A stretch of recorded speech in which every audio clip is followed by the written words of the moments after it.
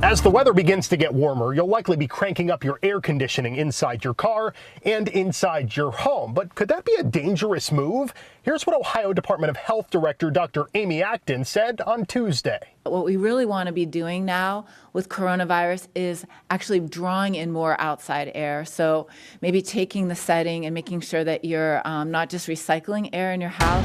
So let's verify. The claim that an HVAC system can spread the virus likely stems from this study out of China, which the CDC has posted on its website. Essentially, it found there was a coronavirus outbreak at one Chinese restaurant when 10 of 83 customers inside tested positive after dining there, and it linked the restaurant's airflow to the spread of droplets.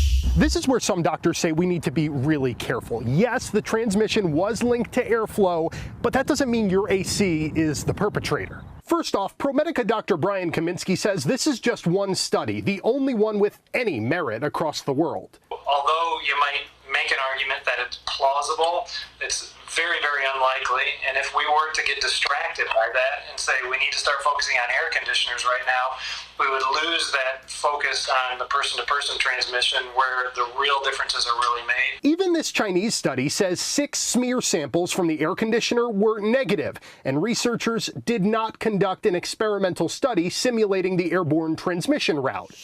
The American Society of Heating, Refrigerating, and Air Conditioning Engineers even went a step further, saying ventilation and filtration provided by heating, ventilating, and air conditioning systems can reduce the airborne concentration of the virus. Bottom line, one very specific and limited study links airflow with spreading the virus. But based on other information, it's highly unlikely your air conditioning will give you COVID-19. With your Verify, I'm Tyler Palin.